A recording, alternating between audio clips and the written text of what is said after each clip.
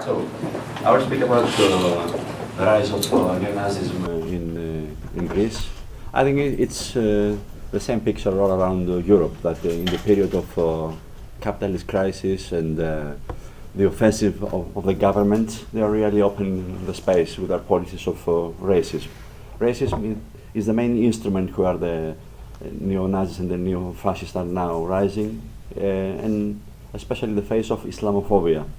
I think we have to have all this in mind, because sometimes there is the approach in the discussion that the fascists are coming because of economic crisis in an automatic way, and they can win also, which is, it was not true even for what happened in the period of the 30s.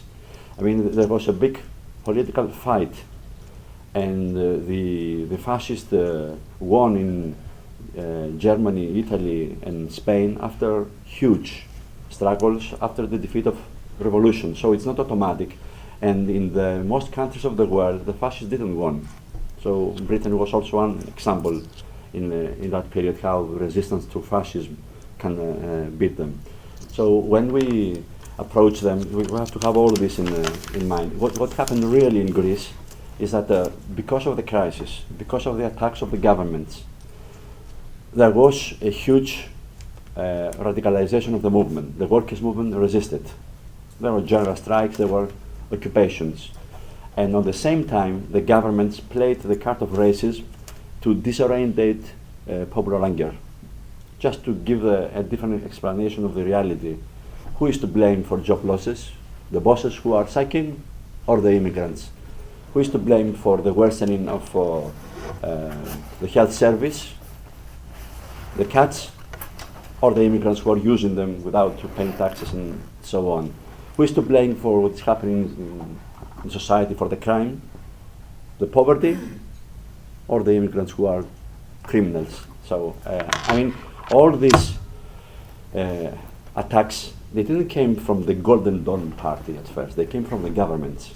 So the governments were using all these racist measures. The racist measures of the European Union in Greece meant that they built a fence on the Evros River, the border with Turkey, and they used the patrolling of the Frontex force, a big air force, that prevented the immigrants entering the country from the Aegean Sea, which meant thousands were murdered, women with children sinking in the Aegean Sea. So when you have all these attacks, then the Nazis are coming and say, we want law and order, we want to expel the immigrants and the refugees. They are to blame for all this worsening of the situation of the millions of people here. So they legalize them through their own politics. And the second thing was the opening of political crisis in Greece. I mean, the governments collapsed 3 times. And what has collapsed is the mainstream parties. The neoliberal party and the Social Democratic Party, PASOK, lost more than 50% of their vote. The biggest part went to the left. So the left won from this crisis.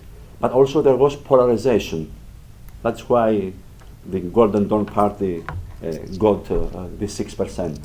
The voters are not Nazi supporters of Golden Dawn. There is one nucleus around them, okay, which are some thousands, but there are much more, tens of thousands who voted them because they presented themselves not as a Nazi party, as a fascist party. Actually, they said, we are not fascists, we are not racist, there is racism against the Greeks. And we are nationalists, Greek nationalists. We support European Union. They're supporters of European Union. So they try to distance themselves from fascism and Nazis, and to present that we are against the corrupted politicians, against the international debtors of the country, defending national identity, national independence, and so on. So that was the way that they got so many votes.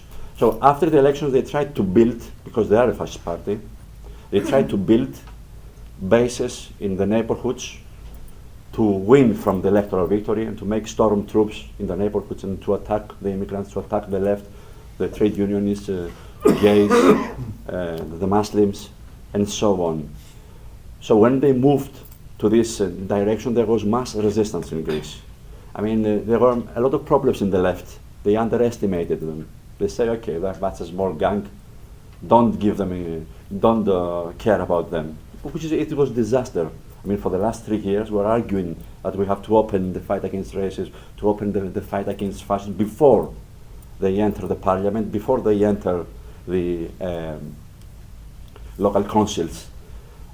So after the election, there was panic and shock, but there were also discussion how to do it. I mean, there were arguments that, okay, the only solution is to wait when the economy grows again. So we have to support all of these government policies. We have to support democratic political parties against the extremist parties of both sides, the lefts and the right wing. And sometimes when they say the left extremists, they don't speak only about Antarcia. They speak about Syriza, about the left. So the government is continuing and attacking the workers, but also the rhetoric is against the left. Now, it's against the left totally. But the left is bringing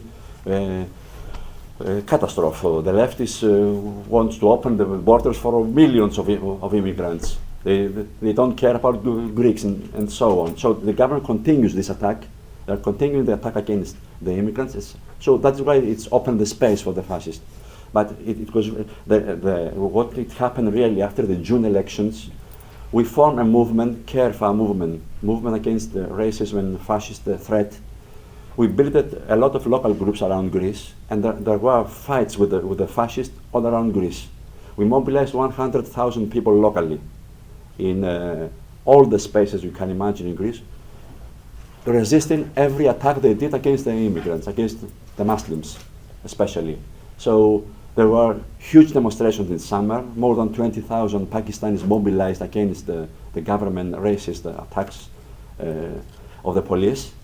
And then when the fascists tried to open their offices in the neighborhoods, there were everywhere counter demonstrations in big numbers. The fascists could mobilize 50 or 60. We could mobilize 3,000, 2,000. I mean, this was the relation all around Greece.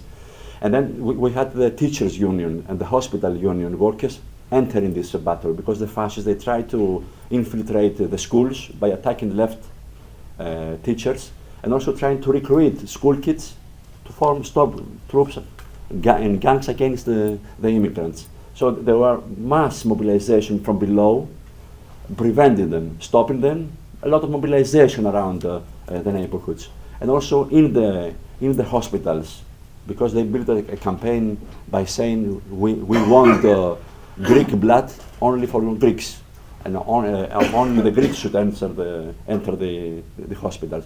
So the teachers' union, they stood against them. And I mean, one by one, the unions, and also in the universities, they tried to attack student assemblies.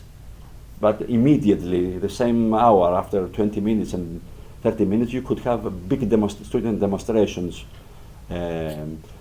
starting from the campuses and marching in the streets of Athens. I mean, when they attacked in the Polytechnic University one assembly, 20 neo-Nazis, there was a demonstration of 2,000 students in just 3 hours after that, the same day.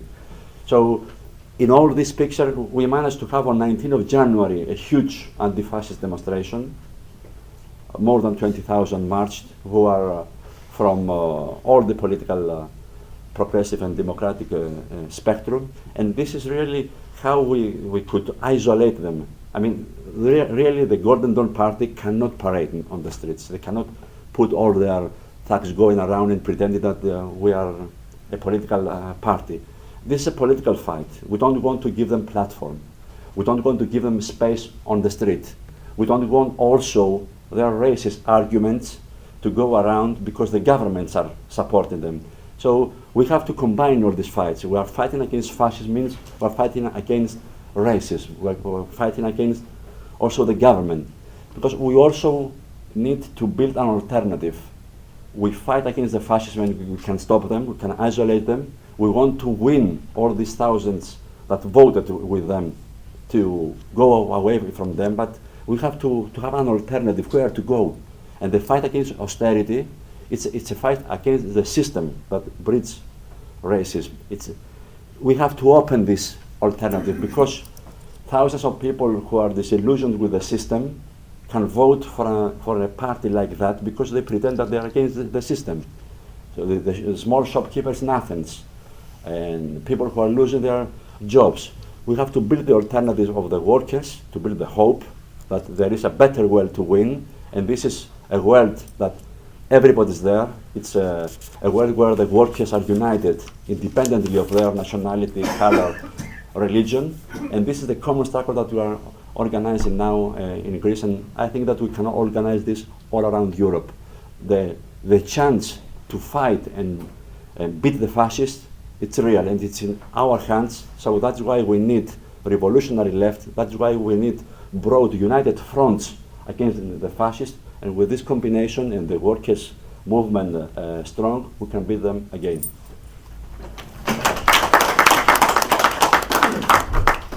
I want to start off by thanking Petra for speaking, because on the 19th of January, when they had a demonstration inside Greece, and they started off with the demonstration was magnificent. We had a demonstration here, but in Greece they started off with a migrant family coming and putting their funeral at the beginning of the demonstration to symbolise where fascist violence really ends.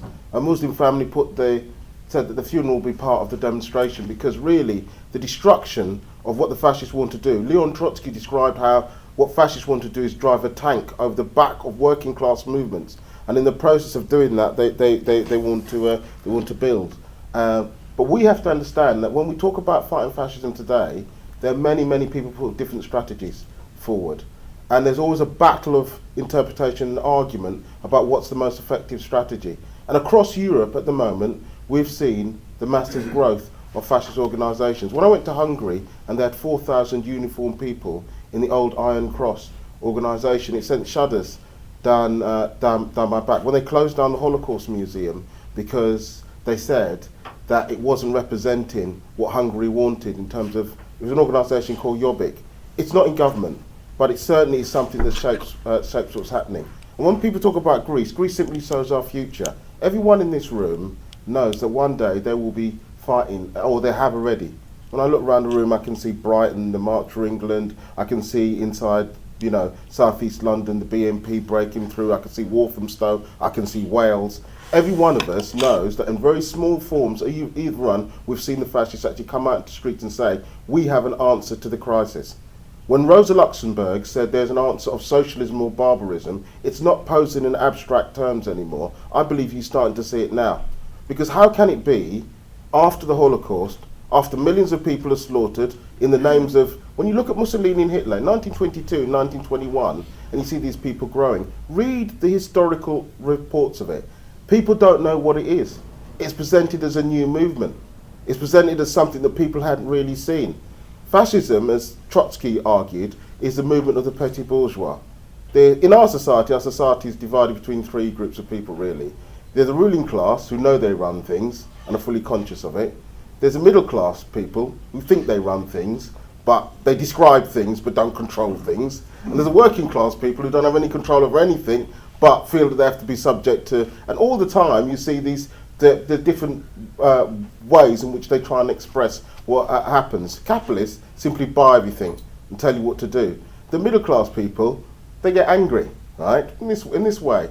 Everybody knows what people are like in terms of the middle strata of society. They think they're important. But when they're bankrupt, people sit around the dinner table, say how much their house is worth, yeah? My house is worth £2 million. When they face an economic crisis, or in Greece, the catastrophe of people that think they're very important, they drive a Porsche, they're important, whatever it is, and they lose it overnight. Their expectations of their future, where their children are going to go, actually get smashed. Part of their anger is directed against the ruling class. So when you listen to EDL and the Tommy Robinson, he's actually there's a woman called Suzanne Moore who wrote in The Guardian, this is the first expression of working class movement, right? I'll tell you something about the EDL when it was growing. When we argued that the EDL had no right to go into universities or anything like that, we were treated with disdain. Look what happened on Newsnight. They invited us on, but said you have to debate with Tommy Robinson. We refused to go on debate with Tommy Robinson, but Tom Robinson was there was serious, and he was putting serious concerns about the loss of identity of what had happened to British culture. When the EDL marched in Luton, our Prime Minister, so-called Prime Minister, went there and said that multiculturalism has failed. Well, it might have failed in Eton and whatever is the rest of it, but in our lives, it's actually something that's real, and actually something that in terms of something we should defend. And actually, their target was Islamophobia, was Muslims. And I think that one of the things that's happened, particularly in Western Europe, has been the growth of Islamophobia, is in the sense that in the 20th century they've replaced Nazis or racists have used Islamophobia instead of previously using anti-Semitism. But you know what's interesting? As they've got away with using Islamophobia, the old forms of racism have started to reassert themselves all across Europe. It's not an accident that Golden Dawn are anti-Semitic. And I think you've got four forms of fascist or racist organisations. You've got Nazi organisations like Golden Dawn and Jobbik. You've got street movements like the EDL and in Poland that follow around different football groups, which certain people would have seen in Marseille, the stabbing of a Tottenham supporter. Those groups exist as well. Then we've got racist populist groups like Geert Wilders in Holland that actually use Islamophobia as a way of building. And then we've got Eurofascists like the Front National. You know, when Le Pen came to Britain, they put her on Newsnight, and they also interviewed her Woman's Hour, right? They said we'd never had the father, but we'd have Marine Le Pen because she's nicer, right? She's different. Actually, she says the same Nazi stuff that her dad did, right? But instead, she wears a Chanel coat or something like that, right? So it's more chic fascism. Do you know what I mean, in terms of the way it's been presented? But really, what we're seeing is why do they have to use that form of fascism? Because actually, in countries which have been occupied or the fascists have shown themselves before, it's much harder. It's like the BNP. We're not fascist. We just happen to support everything the fascists stand for. And really, the first thing was to expose that. To be honest, when the EDL marched in Stoke, they chased us off the streets, actually. It's not true we chased them off the streets. They chased us off the streets on 2 occasions, right? In Dudley and also inside Stoke. There was nothing inevitable about us winning. And actually, I think when we got to places like Bolton, it's very clear. You know, the police, we're neutral. We look at one side, and we look at the other side, and we weigh up. It's like in Golden Dawn. 50% of the police voted for the Golden Dawn. The truth is, they're not apolitical. Actually, they directed most of their energies about stopping us, not about stopping the Nazis in that way. So the state played that kind of role. And actually, for revolutionaries, they have to come up with tactics about how you organise. Trotsky had 50 supporters when Hitler came to power. 50 people. The strategy of the United Front was right. The strategy of joining together with the Social Democrats, who had millions of votes, and the Communist Party, that had millions of votes, he said that the real question is we have to form a joint enterprise against the fascists. We have to strike together. Now, this is a difficult process. When people are putting through cuts, when we were in Walthamstow, people said we can't join with the Labour Council because they're putting through cuts. How can you join with people putting through cuts? Because they're putting through the cuts, they're leading to the discontent, that's also leading to the growth of race. You can't join with them. And actually what we said was actually, the part of the question is over this question of you have to have a united front in the question of fighting against it. Sounds simple, doesn't it? You try doing it, all right? You try sitting next to somebody who believes in war. I believe in bombing in Iraq, but I believe we should fight the Nazis here. The tactics, it's a very, very difficult thing to put into practice. But without using that tactic, you end up with a disaster of what happened inside Germany. In Germany, actually the Social Democrats Party had an organised military group called the Reichsbanner, which was twice as better armed than the SA. They could have physically stopped the SA and Hitler coming to power if they'd wanted to. But the Communist Party and they wouldn't come together, they wouldn't have unity, because they were contesting with each other the question about which way they went in society. And actually, the truth of it is the Nazis went through the middle of them, and they destroyed both organisations. Now, I think that applying that tactic correctly is that you turn together, and you say why we should why we should oppose fascism. I'd like to argue that that tactic of the United Front has been applied in terms of stopping the fascist organising in this country. The National Front, when I'll say a bit younger than you actually, when I was going to school in Carpenter's Road before they built the bloody stadium and stuff like that, I remember that in that part of East London there was the same kind of stabbings that were taking place took place inside Greece. We formed the Anti-Nazi League, where people came together, school kids against the Nazis we were. And what actually happened was, it was a broad alliance. You had Peter Hain, you had the left trade union leaders, and actually they mobilised thousands of people. And actually what we did, we smashed the National Front. Again, in the 1990s, Derek Beacon was elected as well, and we came together and we smashed them politically by having broad opposition against them, but also willing to act when they tried to march and control the streets, but also politically identify them as Nazis. And within those struggles, actually part of the reason, I remember the first time I came across Socialist Worker was a place called Water Lane, and somebody in their wisdom had put Socialist Workers, and the Nazis had gone out the next day and put lazy Socialist Workers behind the NF. And I thought, who are these lazy Socialist Workers that the NF hate so much, right? It must have some kind of idea about it. Actually, at the time, the people I was working with, SWP members, but they never told me they were SWP members because they were too busy hiding who they were at the time. And they thought I'd be, this is a long story and I'm not going to go into it now. The point is, I always hold it against them, as one of my teachers was in there, but he never told me he was in the SWP because he thought, that, he was just too busy explaining to us how to fight the fascists. So it's good, but I think that's a mistake as well, not telling people what your politics are. But the point about it is, the EDL have not melted away. Right? What actually happened is we destroyed them. We destroyed them through mobilisations, through tactically knowing when to fight and when not to fight.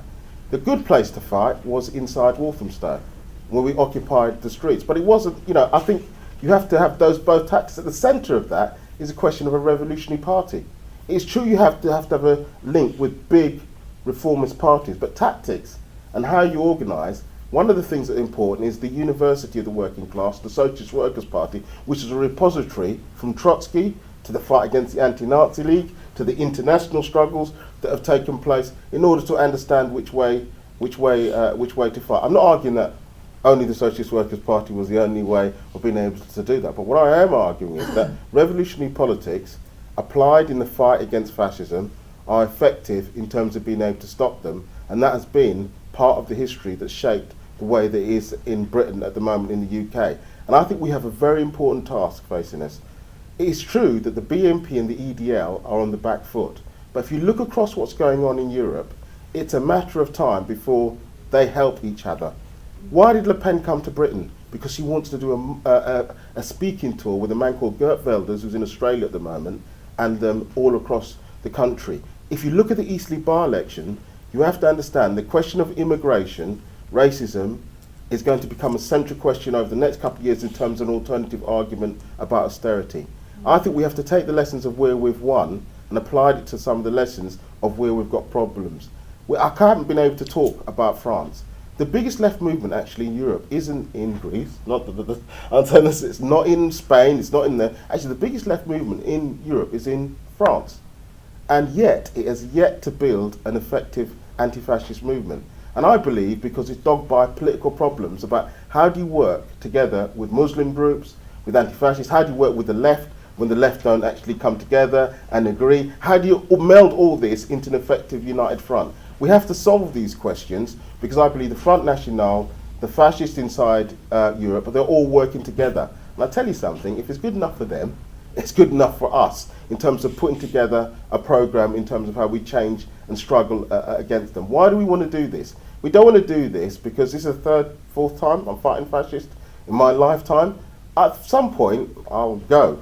and the other point is I'd like in my lifetime to see an alternative, a different type of society where things like the Holocaust, where discussions of fascism go into the dustbin of history. I think the question of barbarism or socialism is to make sure that these repeated growths of fascism that come out of the crisis of capitalism, that we also have to destroy the beast that creates these constant organisations. And that's a question of revolution. So I think we have to discuss fighting the fascists today. We can't just wait till a revolution to stop that, but also combine it with a question about how we fight for the future. and the motion was defeated. It was found by the student union and the student body present that, well, essentially the majority was of the opinion that if you provide no platform, essentially you aren't willing or capable of engaging in some sort of debate with the person you deem to be fascist, and therefore are somewhat sort of ill-prepared or cowardly in nature, unwilling to do so. And anyone and everyone should be debated, and by doing so you actually expose their idiocy and their lunacy. What is your opinion regarding this particular argument, and how can it be countered in a sort of more leftist sort of institution? Okay. Yeah, I mean, we very recently had the same discussion in our SU, and we reaffirmed our no platform policy, and we had pretty much that exact argument brought up against us. Part of the things we said is we pointed out why their argument isn't true. For starters, when we saw the BNP go on to question time, their membership grew.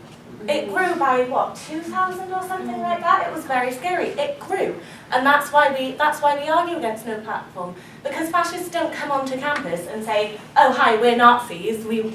That's not what they do. They come in, they lie, they pretend to be something that they're not, in order to gain followers and to gain people to their side.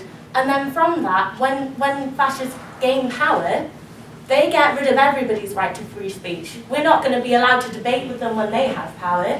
So that's the reason why it's, you don't argue no platform for just anyone you don't like. You argue no platform for fascists because of who they are and what they stand for. And to say, oh, well, you can expose them for what they are, you're not going to do that. They're going to lie, and it's not a viable argument to say, oh yeah, let's just come in and expose them. Yes, you need to educate people about what fascism is, who they are, but you can do that through organisations like Unite Against Fascism, Love Music, Hate Racism, not by giving them a platform and to recruit from our universities. I think, sorry, just to add on to that, I think what was quite troublesome is that we made exactly the same points.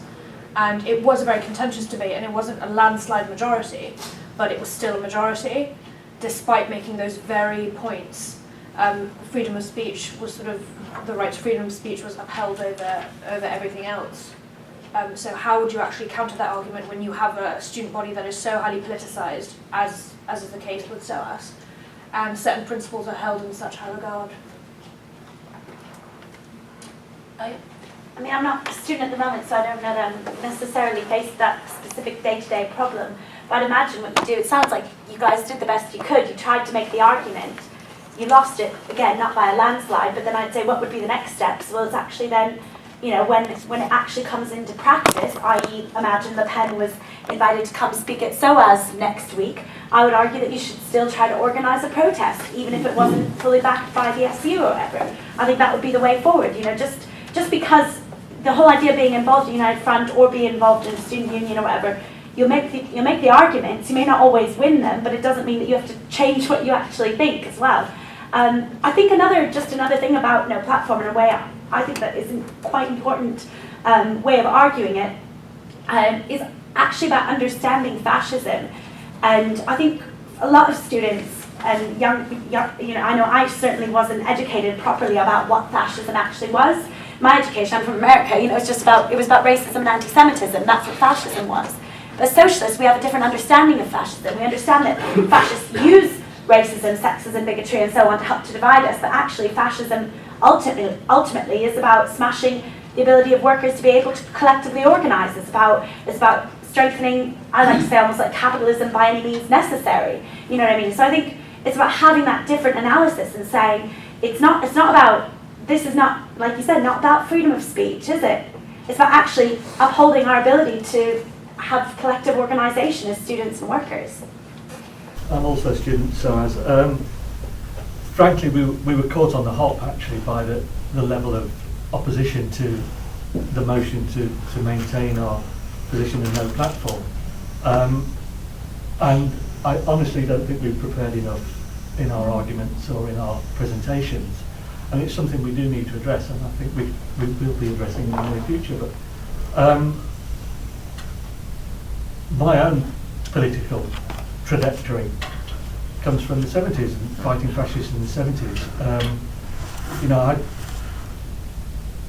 my only ever experience of debating with fascists was I got caught by them in Mile End Tube one day, one Saturday evening, and the end result was there were more of them than there was of me. And there's only one debate they ever want to have, really. They want to have the debate of fists and feet. And that's, you know, they'll be very polite to you and very formal to you, and they'll have a nice little march through your town, and then afterwards they'll tear it apart if they can. And that's why we need to oppose them on the streets, and we need to oppose them every time they seek to meet or seek to legitimise their politics through debating within the political process. And if we don't do that, we face a problem that they have in France, in Greece, in Hungary.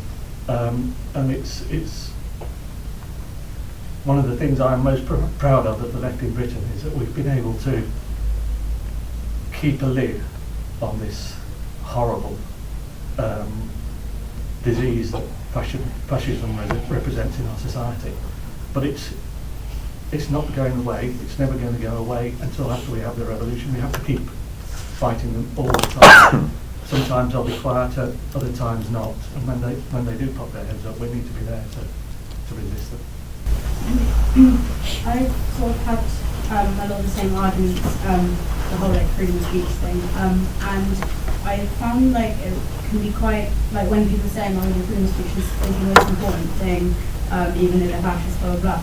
I think it can be sometimes useful to sort of give the argument that no platform isn't stopping them speak, it's not stopping them speak like, you know, within themselves or to people like face to face or whatever, it's just stopping them on this particular platform. And also I think it's important to note that like when fascists do get a platform, they are actually like, that allows them to restrict other people's various freedoms. So it's kind of like, what's more important, fascist freedom of speech or my freedom to walk the streets without having racist abuse out of me kind of thing. So it's kind of, I think that should be prioritised. I just thought that was a good way of sort of arguing that point out. Yeah, I'm student from Queen and also a fellow Greek. In Greece, fascists they present themselves like a fresh, alternative, perhaps revolutionary political party in the political environment of Greece. One aspect is the relationship between the party and the police. We've seen, for example, the vast majority of the police members are voters of the party. So, not about from the party, we've seen also the state using some fascist methods. So I would like to know from Petros the official position of the left, and especially from Garcia, if Syriza will be in the government, about the role of police and the state.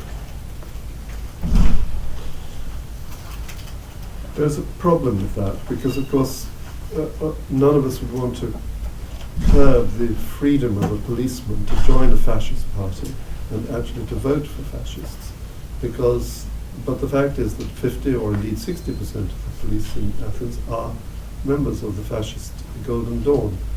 And just to add something that I really wanted to say, more importantly, is that the approach of fascists isn't always necessarily fists and feet and clubs.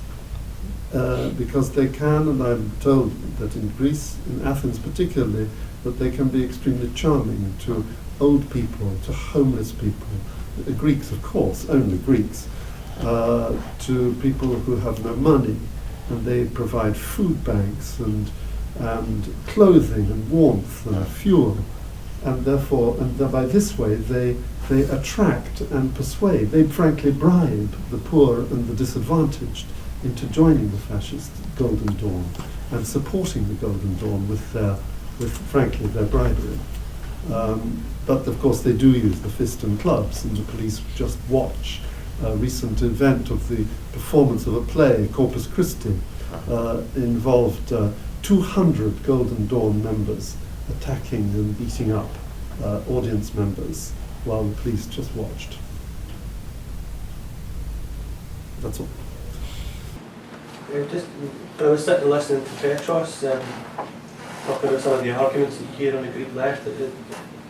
it's like, you know, sitting listening to arguments in anti-fascist meetings in Britain. You know, the same, lots of the same things coming up. You know, about if we just ignore them, you know, then the bad smell will go away, sort of thing. You know, we should just leave them. They're nasty. They're horrible. Let's not bother with them at all, because they're really not worth our time. And it makes me think of some of the arguments that we have come up against around the no platform stuff. I think one of the key arguments to make with people is that any time that a fascist gets invited into a student union, or gets invited onto the television, or in any way gets that tiny little bit of legitimacy, that's something that we're trying to oppose all the time, because each and every time they get that tiny little bit of legitimacy, it helps them to grow local roots. And we know that every time that they grow local roots, then the racist attacks, the violence follows immediately. There is a direct correlation between fascist organisation and violence on the streets, and that's why I think that that's some of the best arguments to make against the fascists, because people have made all the other arguments already. But simply that is the only language that they can understand. They are violent Nazi thugs, and every single time that we are trying to make an argument to people about why we have to oppose them is, yeah, I used to always say, if you take anything away from the discussion, is that they're lying Nazi bastards. Simply, that's what they are. They're liars. They'll never tell you who they actually are. They're always going to try and hide their real politics from you, and they're violent thugs, and that's why we've always got to oppose them on the streets. And that kind of active strategy of trying to bring out communities together and effectively no platform the fascists in practice, that encourages an active anti-fascism, instead of people just saying, yeah, we're against the fascists, but you know, you can just ignore them. What we're trying to build is an active anti-fascism, that wherever they go, wherever they try and speak, we will always be there to oppose them, and that's why in Britain we have kept them a tiny, fairly insignificant force, but we've always obviously got to remain vigilant. Yeah, I was wondering, how do we deal with the sort of growing sort of centre-right parties like UKIP? Because obviously they're not quite at the same level of street mobilisation and posing an actual threat to people's lives, but obviously they will pull people further to the right, which does create this, which allow the actual fascist parties to grow. So how do we sort of deal with them? Sort of the arguments we have to use against them are very different arguments to the arguments we use against NBMP. Sorry, we're talking about fascism and the fight against fascism in a very Eurocentric perspective, and I just wondered, do you not think it's necessary to talk about these issues in a global kind of rhetoric? Because Islamophobia is a real problem in Europe, but then I think, for example, I went to see Imran Khan speak at the Oxford Union a little while ago, and it was amazed at how steeped in Islamist ideology his message is. And for example, the BJP in India as well, these are the same issues. Their rhetoric is almost exactly the same, an exclusive vision, but it's portrayed almost a direct opposite kind of scheme. So is it not important to fight fascism with a global front against it?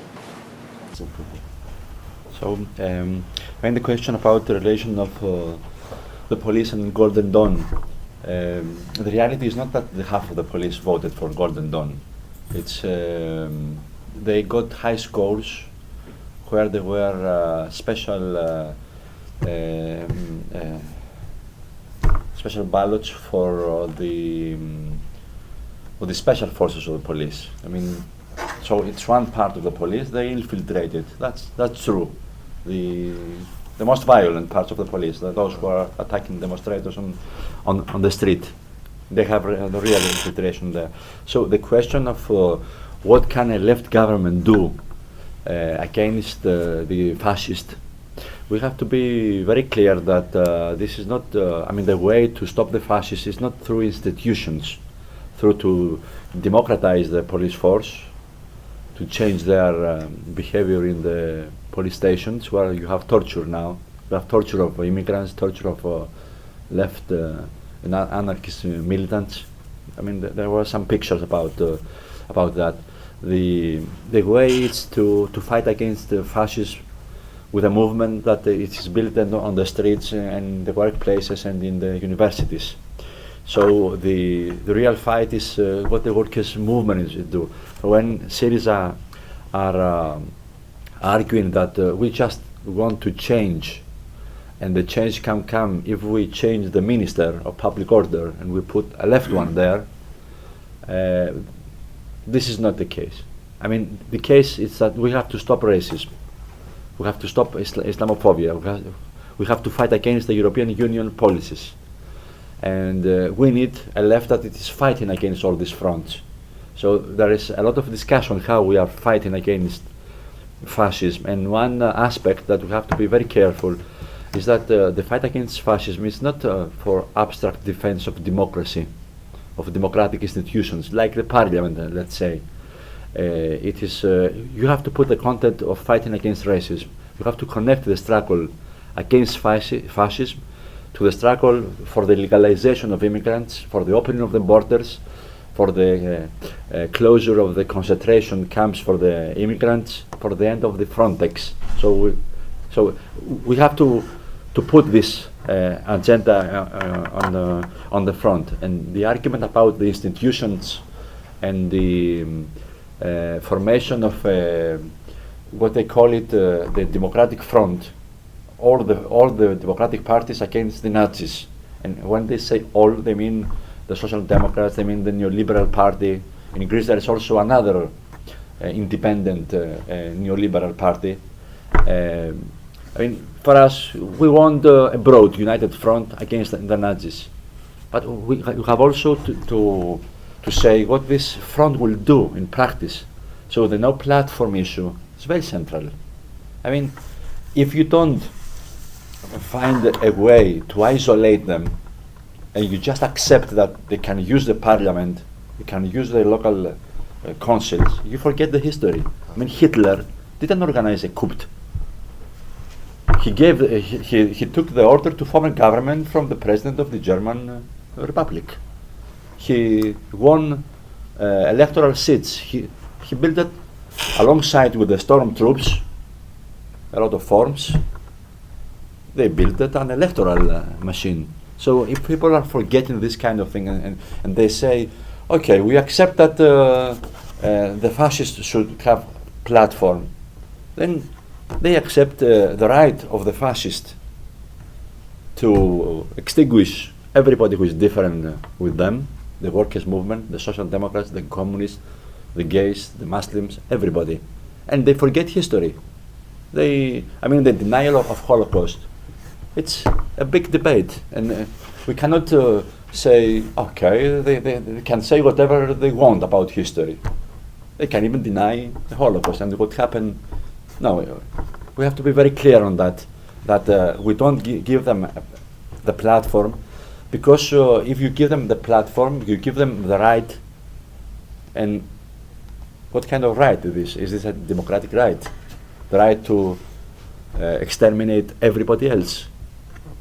So I think that what the comrade on the back asked, okay, we lost this vote. I believe that we have to do a lot of work, and the work is not the assembly and what you vote on that time, it's before. We have to open discussions on history. What was Nazism? What is fascism? Fascism is not just a more barbaric phase of the state. We have to speak about what is fascism. We have to speak about the tradition of fight against them in Britain and in Europe. There was the resistance movement, and we were using this a lot in Greece, because the neo-Nazis were the collaborators of Hitler in Greece. So there is a lot of things that we have to do. We have to open the discussion about immigration, about the Romanians, the Bulgarians that are coming, and they're flooding the country now because 7 years after they entered the European Union, they had the right to come to Britain. So we have to build all these arguments in the campuses and in every place, and this is the way how we can also win the vote for the no platform. I mean, when you have the attacks, it's more easy. I mean, in Greece, the discussion about giving platform to the fascists after they slapped the face of the women MPs, it's more easy. But we don't wait these things to happen. We don't wait for some Nazi to stamp an immigrant to say. I mean, we're using all this experience. I was going to say that, look, the thing about no platforms, it doesn't sound fair. That's the first thing you have to understand. The problem is, in our society, we know that Rupert Murdoch gets acres of pages to say whatever he wants. When he was caught fixing at the Levinson inquiry, he gets, and people watch it. When during the war, there was a whole series of lies about the thing, and people watch it. So when people think about freedom of speech, they think freedom of speech to say those things, to say, do you know, the way the police behave, the way the police behave around rape, the way the police, all these things we want out. Now, most people start from that. When they hear freedom of speech, they say, yes, I want those people to be able to speak. And we've got to be clear that we're not about stopping that. It's a very, very narrow thing in which it's used. And, you know, one of the things is there isn't freedom of speech. That's the first thing. There is no absolute freedom of speech. If I got up in this place, said something publicly about the state and the royal family, which I would, but, you know, if you said it technically on whatever it is, it's treason, isn't it? It's not true that you're allowed to say whatever you like. What we're saying is that first, there is no such thing as absolute freedom of speech. We should actually, in that sense, that's just not true. But we are, the reason why we call for, the reason why we have no platform is because we're in favour of freedom of speech. Because we put the right to life above in terms of what people say. And the way that they're organising is to destroy all democratic institutions. It's not true the Nazis just destroyed the left and work, they destroy everything. And until they agree that they're not going to do that, as long as they do that, then you say they haven't got a right to speak. First thing is, it is a process. The truth is, the reason why no platform was run in NUS was because they walked onto Portsmouth Polytechnic and stabbed to death somebody in the middle of a Rock Against Racism meeting with a bayonet. And people said, but the same person's tried to stand previously with a man called Patrick Harrington as a candidate. So people say, so one day you come in and you stab some student to death, the next day you want that some students to vote for you. People said, you're not doing that. Now, I'm glad that we don't have that, because we sit on the legacy of the fact that they haven't been able to organise. Now, in places like France, where they have been able to organise, they said in Front National said they've recruited 50,000 students over the last 10 or 15 years, and they've been able to build a cadre and an organisation. Because they've been able to build that type of organisation, it's important. Something that Petros might not, but Petros, the organisation's been there for 8 years. I've been reading about, it's quite right, it's 8 years, isn't it? The organisation, the anti-fascist organisation. No, it's 4 years. 4 years. But right? there were other organisations before. But there was an organisation, but what I'm trying to say is, they didn't wait until Golden Dawn as a serious force. Yeah. I mean, what I'm saying is it was prepared. There was a preparation beforehand, because you need to prepare the ground in terms of forming organisations like that. The question about UKIP is quite important. There's a reason why we say UKIP's not a fascist party. By attacking the hard fascist party, we make it difficult for other people who want to associate. Years ago, there was a group called the Monday Club inside the Tory party that had meetings regularly with the Front National. When Le Pen came here last time, the father, he was meeting with Conservative MPs in the hotel outside Charing Cross. In other words, they need that level of respectability. And what we want to do by attacking their policies and attacking the fascists is to make it difficult for UKIP to have a speaker's tour with somebody like Le Pen on the platform. Do you mean? We want to make it as difficult as possible, which will make it harder for them. The real effect of fascists often, look what the effect they've had in France, is to pull politics to the right.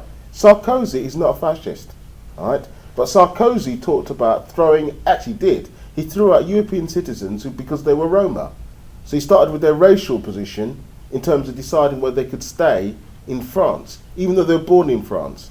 So what we want to do is to break that, and you can break that. There's lots of arguments, I think, around fascism. In Greece, I remember meeting, I don't want to do, but Theresa MPs, before I met them, for the last couple of years beforehand, said, it's an economic issue.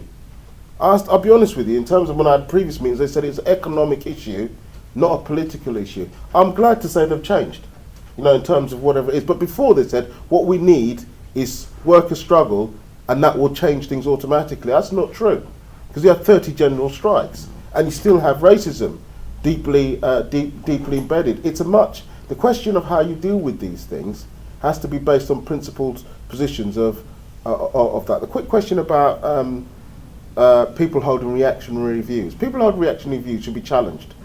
You see, to be honest, I had to do a meeting with somebody from an organisation called Corpus Christi. It's a Catholic organisation. It was opposed to women's right to choose. I don't agree with them. They came up with a complete reactionary set of views. They're not fascist. But I argued with them, and also about the question of LGBT rights. In terms of, I met with a group of people who didn't believe that women could be priests and didn't believe that gay people had a right to.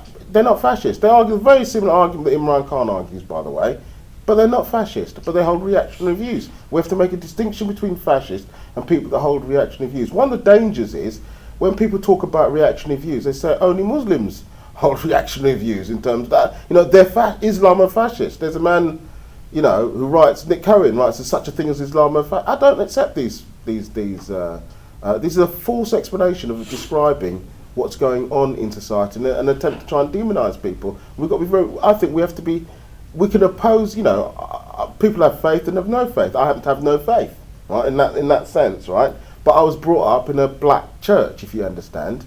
I have massive arguments with my family, but they're not fascist in terms of the black preacher. He's not fascist, but he holds very reactionary ideas. My old black preacher, he was against gay rights, he was against, do you know what I mean, women not holding, these are not fascist, right? I'd against, if they turned around and said they're fascist, right, they're not. But they do hold reactionary views about equal rights. So I think it's important in terms of trying to sort those problems out, that we're very clear about that, because particularly in the West, right, the reason why I don't live in not by dint of imperialism. I don't live in one of those other countries, whatever it is. But I do live in Europe, right? And in Europe, the main argument that's used in Western Europe about racism is around Islamophobia. And therefore, when people use that main argument, the first thing you have to do is to attack it. Does that mean that if you're like me, from parents from Jamaica or something like that, and you've got the black preacher saying being gay is wrong, all that stuff, that you don't argue with it? Of course you do. But we have to make the distinction between those things, because otherwise, if you put all those people together, then actually you don't see who the real enemy is. Hitler was trying to build a different political organisation. Imran Khan isn't Hitler. Do you know what I mean? I mean, we have to get this right. Le Pen is. And what's really interesting, when Le Pen comes there, they say, oh, she's not fascist. She's somebody we can have a cup of tea on Radio 4, right? You've got, what right have you got to, they invite her to the Cambridge Union. We can discuss these things with her. I'll end up with this, and millions of Jews were not slaughtered because they didn't put an articulate argument against the Holocaust. Einstein didn't die because he couldn't outthink Hitler. Do you know what I mean? This is not the reason. It was about building a political force that smashed to smash the working class, and we have to stop that from happening again.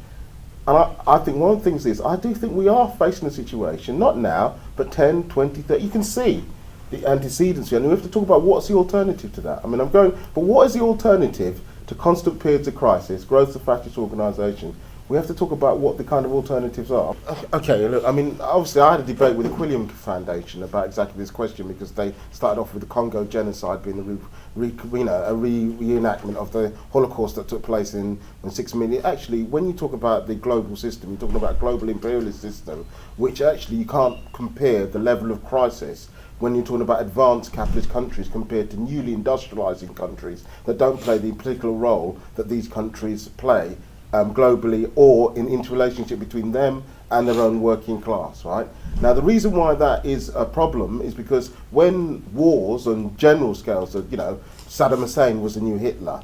Do you mean when they want to invade what's going on in Iran, this is the new Hitler? And because the rhetoric that's used by our leaders actually denigrates an analysis of fascism in that sense. Now, often we see nationalist movements that are left over from anti-imperialist movements that started off with a nationalist rhetoric that incorporated within it a question of liberation, but is unable to reach that question of liberation, which is dominated by the middle class, who actually oppose the imperial forces, and which they then themselves end up rejected. Now, there are organisations that are fascist, like the Grey Wolves, that exist inside Turkey, but the danger of this analysis, it always takes us away from the problem within European societies and the ones that exist in advanced capitalist countries. I haven't got the time to go through the uneven development of capitalism, the way that it relates to whatever it is. Maybe I will do that another time, whatever it is. But the problem is we have to focus on the real enemies. You see, if we don't, right, if we think that Imran Khan is capable of organising a mass movement based, there are intercommunal, I mean, in the Congo, I mean, what was it, three days, 500,000 people slaughtered, whatever it is. When the economy reached 1%, people, the Hutsis and the Tutsis, they murdered each other on a huge scale in terms of that. This is not fascism. right? This is horrible wars or horrible disasters as a consequence of the collapse of the system that can lead in one direction, barbarism. It is a form of barbarism, I'm not arguing that, but this is not fascism where the petty bourgeoisie lead a mass organisation that ride the back of the working class, smash organisation and lead to the rise of Hitler and fascist state. I'm sorry, I've only got 2.5 minutes, I haven't got any time. The reason, I do want to end up on the question of the alternative a little bit, and as well, see, part of fighting fascism is to expose the contradictions in the system that says it's for freedom. Like in America, it's for freedom, it's for equality. The ruling class only turned to fascism as a last resort. Trotsky argued it's like locking yourself in with a mad dog, right? A madman locks himself in with a mad dog, and they don't know what, because if you shut the door long enough, you don't know who's the mad dog and who's the mad person, right? They choose fascism as a last resort, as a means to smash the working class, right? Actually, most of those countries to be honest, I use that word third world loosely, I don't mean it as a derogatory term. They use a coup. They use Bonaparte. You know, the state parts of the army come together, as in Pakistan, where they smash all movements and take place. What we're talking about with fascism is that it's a movement of the middle class. When you look at the futurists inside Italy, they were made up of a lot of students. They emphasised the supremacy of the machine. If you look at their ideas, it was, you know, when you talk about fascism, there's a radical part to it.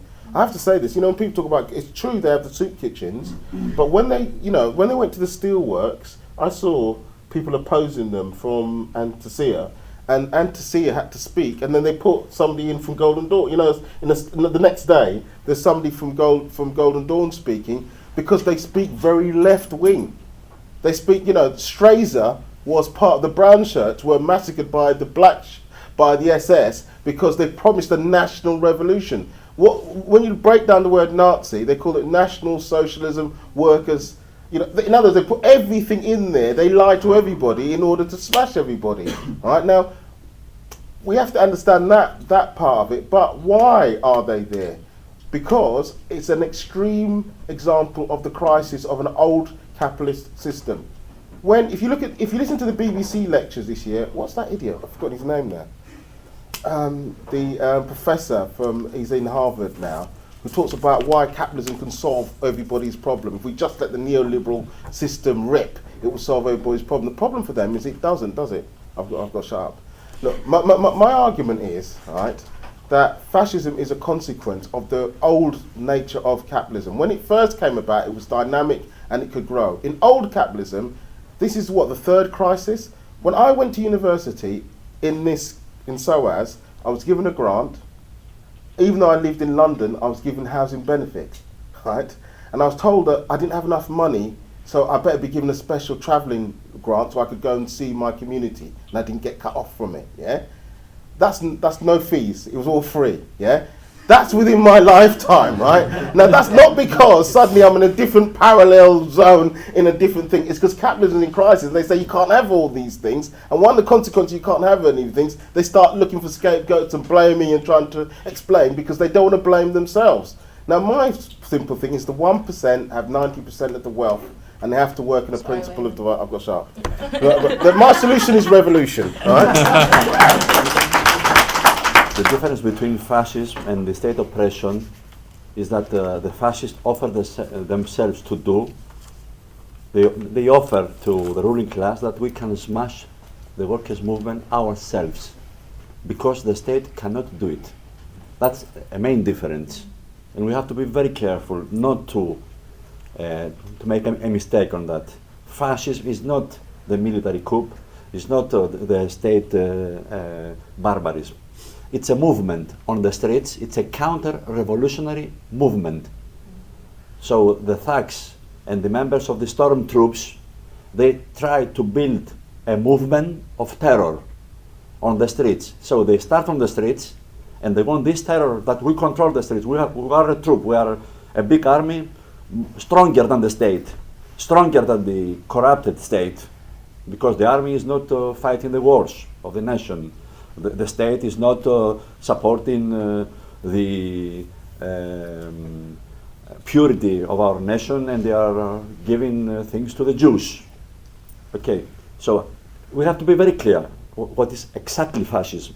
Because if you are not clear on that, then you cannot argue why we need all this unity of everybody against the fascist. And this goes to all the arguments, why you say no platform, why you say we have to fight them physically on the streets. Why to do that? Because we have to prevent terror spreading in the workplace, spreading in the universities. That's where the fight on the street, it's the same thing that arguing no platform for them, because they are using the democratic institutions to destroy them. But I think that if we build this kind of movement, we are building also hope, because what they recruit is desperate people. And desperate people, they are people who are individualized because of crisis. They are losing their jobs, they are losing their positions in the universities. What the socialists and the revolutions can offer is the unity of the workers, the unity in all the differences that we have, differences in cultures, in religion, and so on. And I will end with the issue of secularism. We have to be very careful on that. I mean, as a revolutionary socialist, we have to connect with the people who are religious and fight against the fascists. So we cannot bring a line with us and the Muslim community, the Muslim Pakistani community of Greece. I will give you an example. Because the left in Greece, they say, we cannot join forces with them because they are Islamists. Okay. But all the other workers are Christian Orthodox. So what? I mean, we have to address the people there on a class term. Which class they are? They are working class. So even you cannot propose secularism. Secularism or atheism is not a proposal. I mean, as Marxists, we have an analysis of religion. This is the heart of a heartless world and the opium of the people, both. But we have to be very clear on that, because there is a whole political current that wants to break the relation of revolutionary left and the immigrants, the Muslim immigrants in Europe, which will be a catastrophe if we do it. They say they are Islamofascist, so we don't have to relate. We have to be absolutely clear. In Greece, without the Pakistani community and all these people, we wouldn't beat the fascists. We wouldn't build an anti-racist movement. And if you want to win people to change their religious belief, you have to be very powerful on defending democratic rights, on defending the building of a mosque in Athens, because there are no mosques, and so on. So that's a big issue, and we have to be very clear. So that's it. Yeah. No time. I've got